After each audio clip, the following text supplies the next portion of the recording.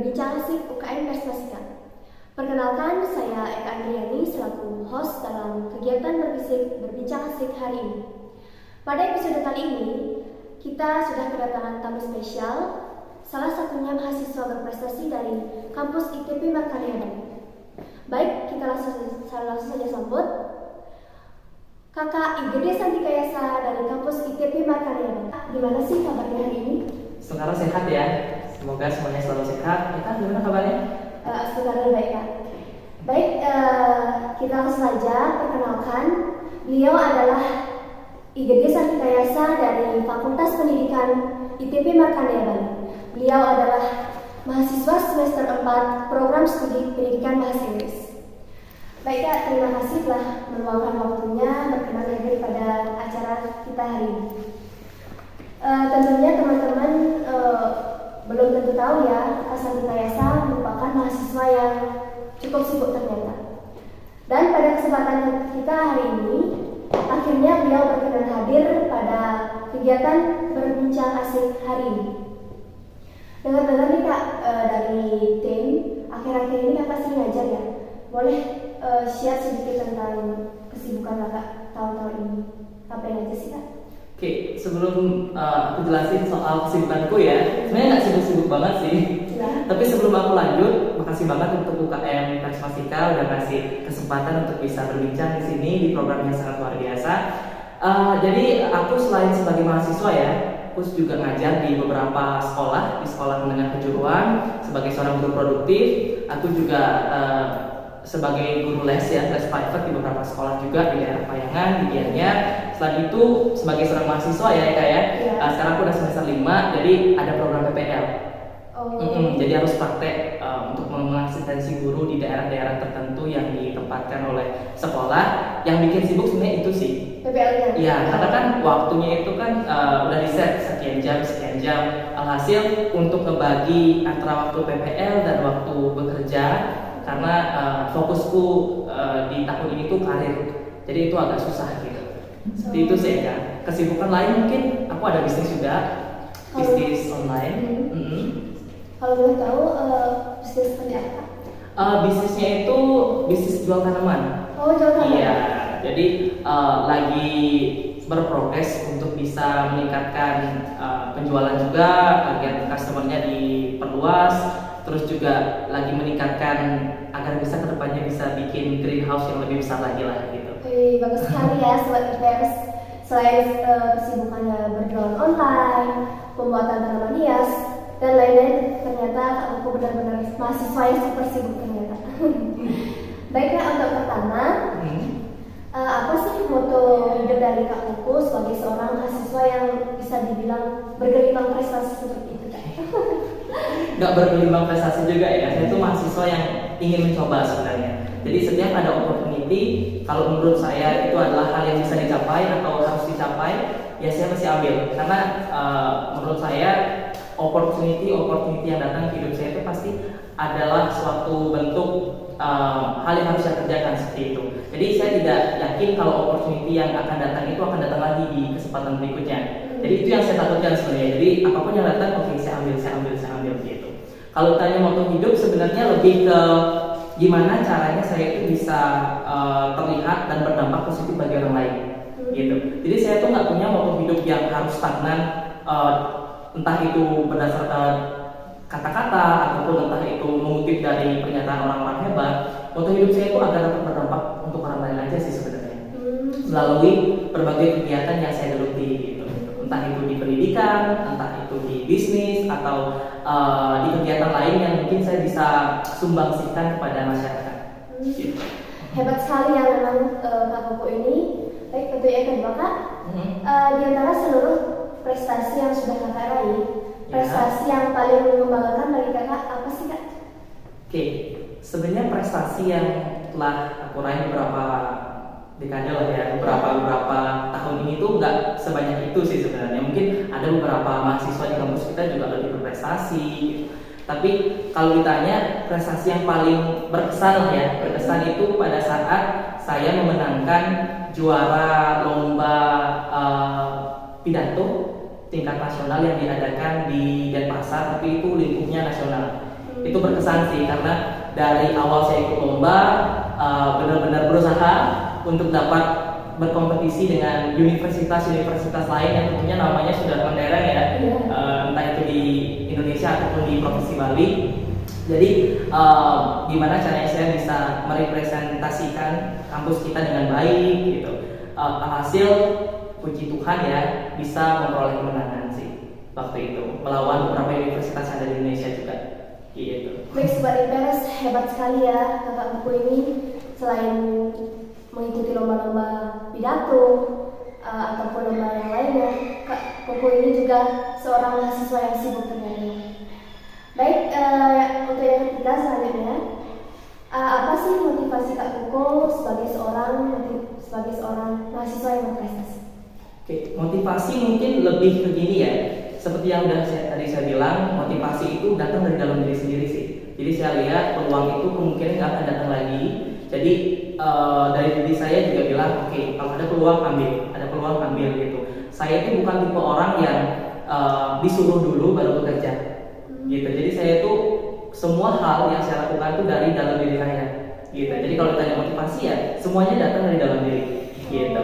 Untuk meningkatkan skill sih lebih tepatnya. Karena kan kedepannya kita bersaing di dunia yang dinamis ya. Kita bersaing bukan hanya dengan orang lain, tapi dengan diri kita sendiri, dengan diri kita kemarin. Kalau kita nggak bisa lebih baik dari diri kita kemarin ya sama aja kita nggak berproses gitu. Karena setiap orang tuh prosesnya beda-beda ya. Misalnya saya berprosesnya dengan cara mengikuti kompetisi, mungkin Eka nanti berprosesnya dengan organisasi atau teman-teman yang lain berprosesnya dengan kegiatan-kegiatan lain yang tentunya positif. Pasti mereka memiliki motivasi sendiri-sendiri kayak gitu. Gitu sih, Eka. Untuk yang pertanyaan keempat ya Kak ya. Apa yang kakak rasakan setelah menjadi mahasiswa berprestasi? Sebenarnya sih nggak ada bukan kita nggak bilang apresiasi ya, maksudnya nggak ada orang yang menyematkan title mahasiswa berprestasi kepada saya ya, atau kepada saya sendiri gitu. Tapi mungkin karena memang ada banyak perlombaan yang telah saya ikuti, terus dilihat oleh mahasiswa-mahasiswa di sini, oh ini kakaknya berprestasi karena sering ikut lomba gitu. Perasaannya sih yang pasti bangga untuk diri sendiri ya. Bangga untuk diri sendiri, bangga berani untuk melewati batas yang seharusnya selama ini saya pikir oke, kayaknya saya nggak bisa deh untuk mencapai prestasi ini gitu. Tapi setelah saya coba ternyata itu tuh nggak sesusah itu gitu. Jadi ternyata ada banyak hal yang sebenarnya kita tuh takut duluan karena kita tuh nggak mencoba. Jadi kalau menurut saya sih, perasaan saya sih sangat bangga tentunya.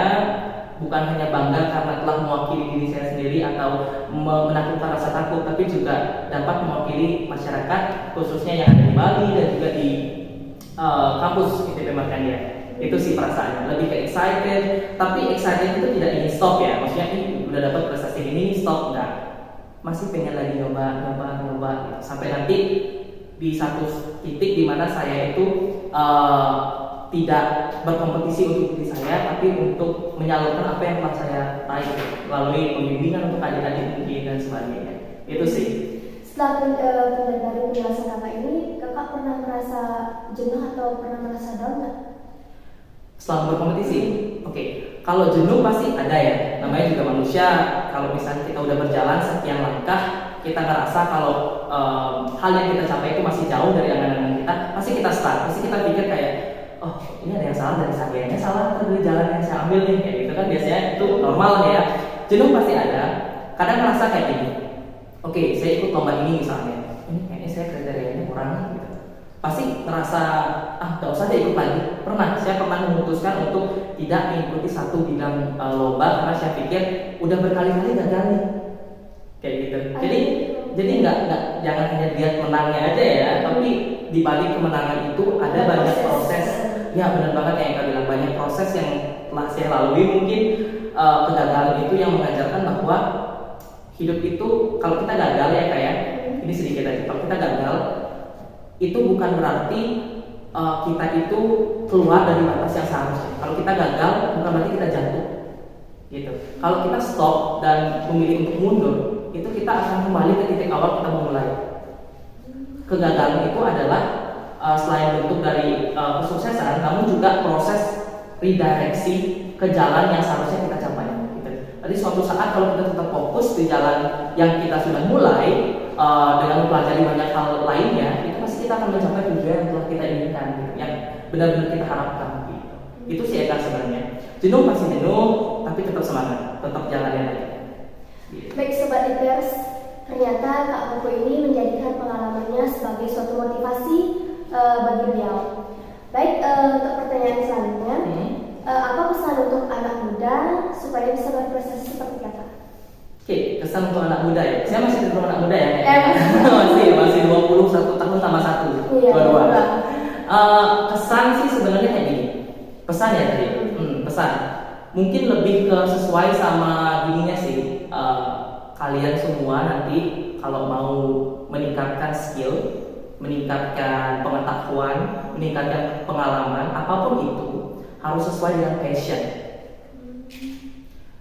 Saat kalian menemukan passion kalian sendiri, Kak yakin pasti kedepannya kalian bisa lebih maksimal di sana. Entah kalau misalnya Kak kan passionnya lebih ke speech ya, lebih ke pembicara, ya Kak tajami di sana, karena itu passionnya Kak. Kak tajami di sana, Kak coba untuk fokus, entah dengan berkompetisi atau entah dengan seperti sekarang ya, ikut serta dalam berbagai kegiatan. Jadi dengan kita fokus terhadap bidang yang kita sukai atau passion kita, Kak yakin pasti kedepannya kita bisa lebih dari yang lain. Karena pisau yang kumpul tuh kalau biasa ditajam, sama kayak manusia. Kalau kita tuh bisa menemukan, mengasah kemampuan yang kita anggap itu adalah senjata kita, pasti kita bisa lebih baik dari sebelumnya. Gitu. Karena Kak yakin semua orang, semua manusia adalah berlian.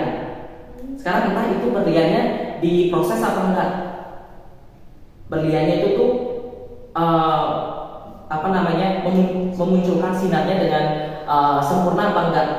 Kalau berlian mau memunculkan sinarnya dengan sempurna kan harus dibersihkan, dipoles kan. Entah itu dipoles oleh orang lain atau oleh dirinya sendiri. Gitu. Jadi itu sih pesan yang Kak mau sampaikan ke anak-anak muda. Gitu. Baik Sobat Ipers, telah banyak sekali pesan yang telah diberikan oleh Kakak Koko. Baik teman-teman, jadi kita tadi sudah mendengar trik dan pengalaman dari Kak Koko. Saya harap Sobat Ipers bisa menjadikan pengalaman untuk hari ini atas semua pendapat yang telah diberikan oleh Kak Koko. Baik teman-teman, saya Eka Adriani selaku host dalam kegiatan berbincang asik hari ini pamit undur diri. Sampai jumpa di kegiatan berbisnis selanjutnya.